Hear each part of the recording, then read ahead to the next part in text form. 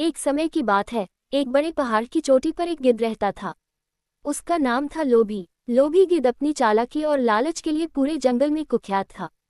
वह हमेशा दूसरों के शिकार पर नजर रखता और मौका पाकर उन्हें हड़प लेता। एक दिन लोभी गिद्ध को नीचे की घाटी में एक बकरी दिखाई दी। बकरी बहुत ही मोटी और ताजगी से भरी हुई थी। लोभी गिद्ध के मुंह में पानी आ गया। उसने सोचा, अगर मैं इस बकरी को मारकर खा जाऊं, तो मुझे कई दिनों तक कुछ और खाने की जरूरत नहीं पड़ेगी। लोभी गिद्ध ने अपनी तेज धार वाले पंजे और तीखी चोंच से बकरी पर हमला किया।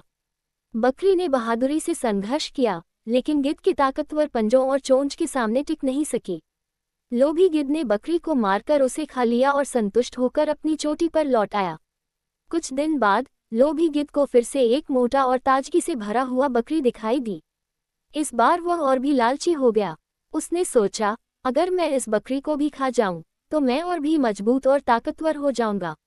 लोभी गिद्ध ने फिर से अपनी तेज धार वाले पंजे और तीखी चोंच से बकरी पर हमला किया। इस बार बकरी ने और भी अधिक संघर्ष किया, लेकिन गिद्ध के ताकतवर पंजों और चोंच के सामने वह भी हार गई। लोभी गिद्ध ने दूसरी बकरी को भी मारकर खा लिया और अपनी चोटी पर लौट आया। लोभी गिद्ध की लालच और बढ़ती गई। अब वह हर दिन एक नई बकरी की तलाश में निकलता और उन्हें मारकर खाता। धीरे धीरे लोभी गिद्ध की ताकत और वजन बढ़ने लगा। वह इतना मोटा हो गया कि अब उसे उड़ने में भी मुश्किल होने लगी।